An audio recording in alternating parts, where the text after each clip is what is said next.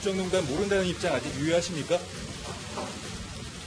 법정에서 충분히 제 입장을 밝히기 때문에 그런 말씀을 드릴 자리가 아닌 것 같습니다. 국민들께 한 말씀 해주시죠. 우리는 재판받아 봤기 때문에 현실이 재판 받겠다 그런 말씀을 드리겠습니다.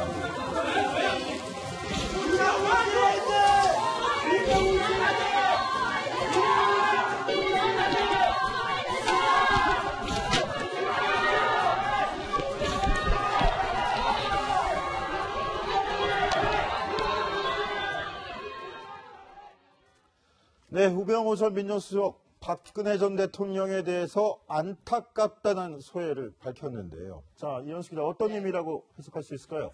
네, 아주 짧지만 좀 본인의 착잡한 신경이 담긴 말이었던 것 같습니다. 표정도 그렇고 좀 표정이 뭔가 그 전에 출석했을 때와 달리 좀 뭔가 기계라는 표정보다는 좀 이렇게 모든 걸 놓은 듯한 느낌의 표정을 짓고 있었는데요.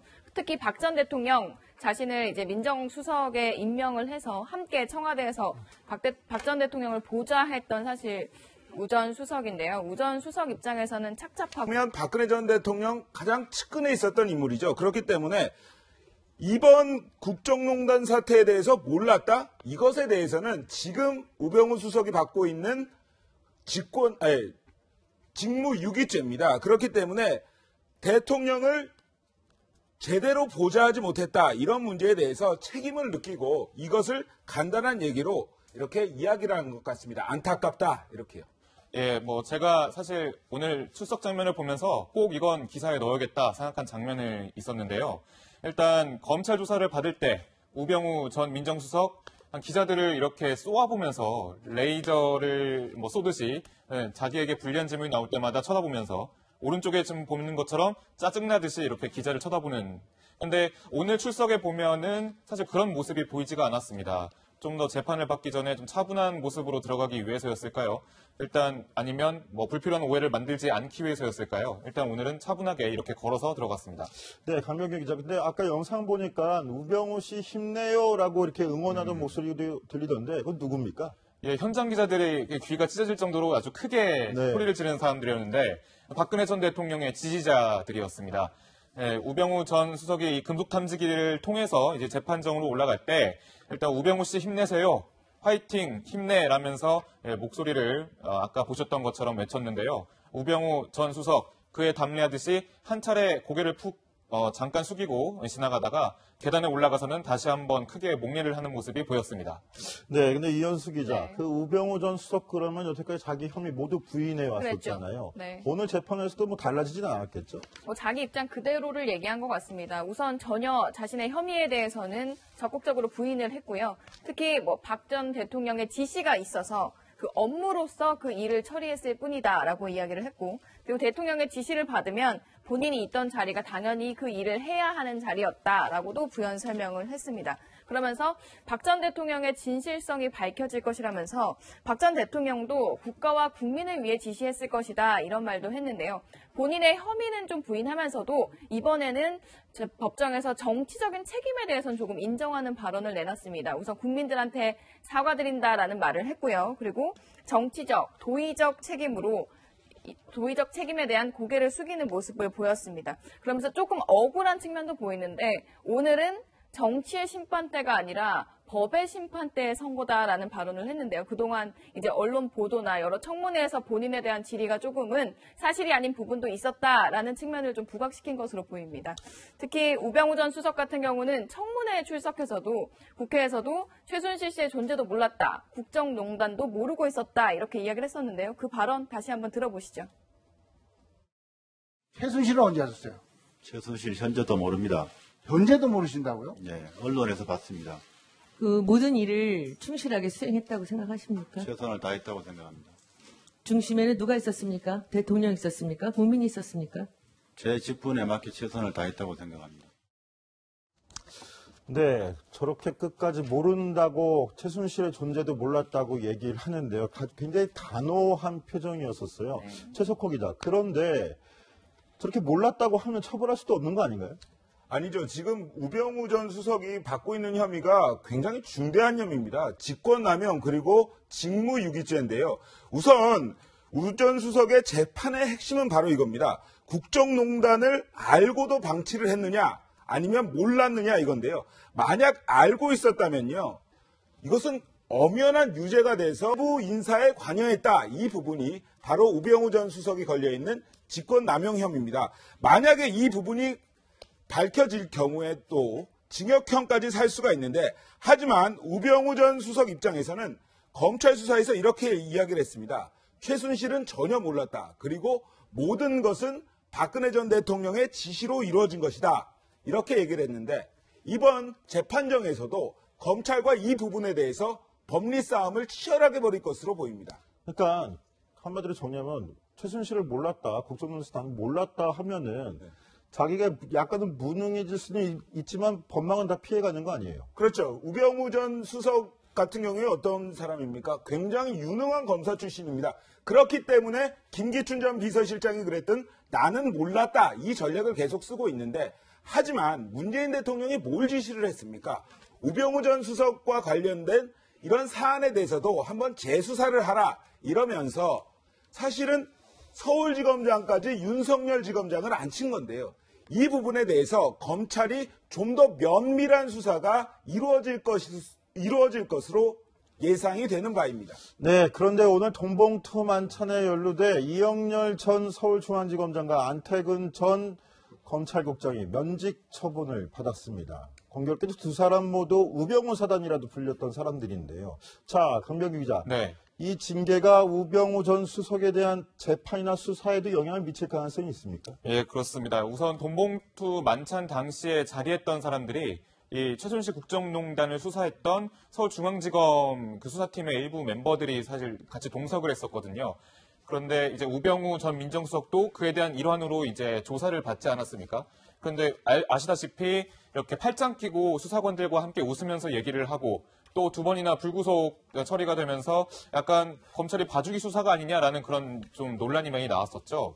그런데 이영렬 전 서울중앙지검장이 이 9만 5천 원짜리 그 돈 때문에 이 돈봉투 만찬 때문에 현재 검사로서는 제1호 김영란법으로 이제 기소가 된 상태잖아요. 그렇다면 우병우 전 민정수석과 그 주변의 수사 멤버들을 조사하면서 혹은 재판에서 이제 진술을 하고 증인이 나와서 이야기를 하면서 우병우 전 민정수석의 수사에 관해서 어떤 새로운 증거라든지 새로운 진술이 나오지 않을까 생각이 되고요. 그렇게 따지면 우병우 전 민정수석에 관한 검찰의 그 재조사 그리고 현 정부의 재조사 추진이 좀 더 탄력을 받지 않을까라고도 생각을 하고 있습니다.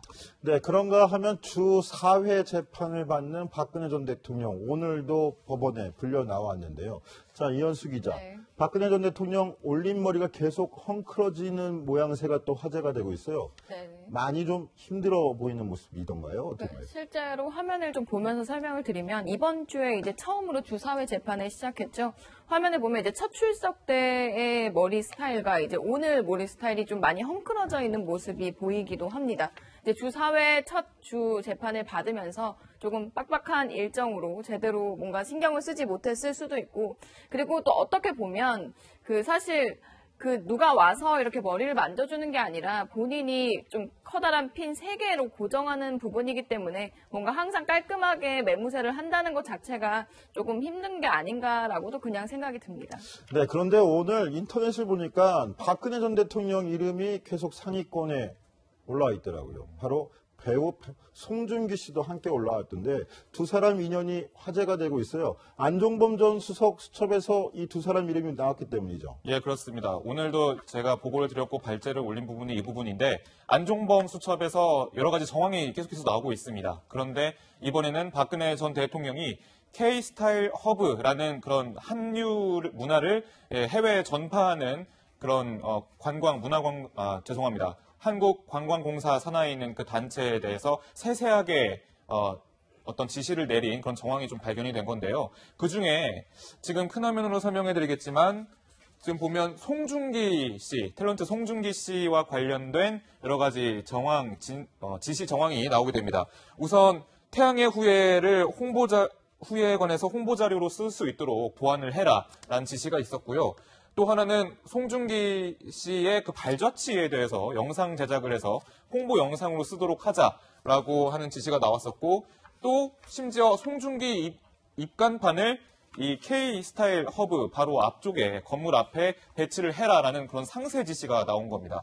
따라서 뭐 네티즌 누리꾼들은 송중기 입간판을 세워라, 특히 이 부분에서 박근혜 전 대통령이 드라마를 좋아하는 박근혜 전 대통령이 남다른 팬심을 지위를 이용해서 드러낸 거 아니냐라는 그런 우려까지 드러낸 적이 있었습니다. 네, 그러면 지금 수첩에서 새롭게 드러난 내용이 박근혜 전 대통령이 송중기 씨를 특별 대접했다라는 건가요? 그렇죠. 이제 대통령 말 한마디에 예산도 늘어나고 뭐 송중기 씨에 대한 발자취까지 제작을 해라 이렇게 이야기를 했다는데 참 대통령 말이 무섭긴 무서웠나 봅니다. 그런데 이제 송중기 씨한테 왜 이렇게 애정을 가졌냐, 그렇게 왜 그랬는지를 좀 살펴보면요. 사실 박근혜 전 대통령 같은 경우에 사람 만나기를 그렇게 좋아하는 스타일이 아닙니다. 그래서 참모나 측근들이 드라마라도 좀 봐라 이렇게 좀 얘기를 해서 그 영향이 좀 있었던 것으로 보이는데요.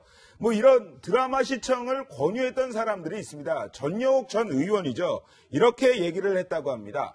일상 용어를 좀 알려면 대통령님 드라마 시청 좀 하십시오. 이렇게 얘기를 했고요. 조윤선 전 문체부 장관 같은 경우에는 뭐 유명 드라마들을 좀 보면서 사람들이 어떻게 사는지 좀 익혀보십시오. 이러한 조언을 했다고 합니다. 네. 작년 박 전 대통령은 K-스타일 허브 행사장에서 송중기 씨를 만나 화기애애한 분위기를 연출하기도 했었는데요. 당시 두 사람의 만남 함께 보시죠.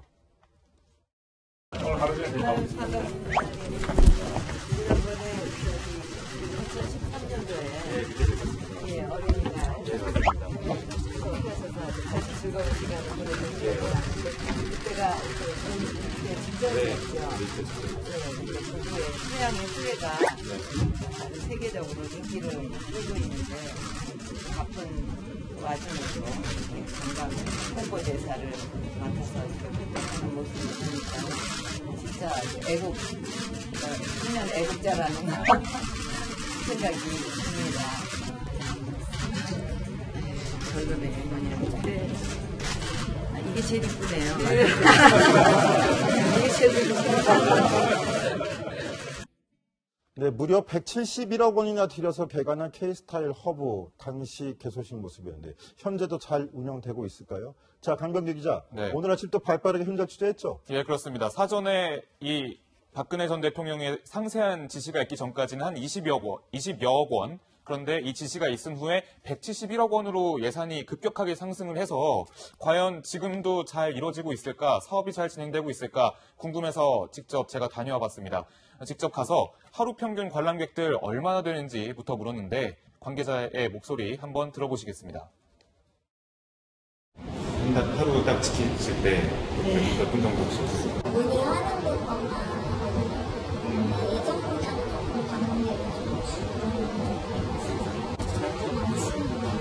예전이라고 하면은 기간이 기준이 있을 텐데 요 근래에 조금씩 저거는 뭔가 오실 때부터 이번 판들을 세우고 있는 거죠?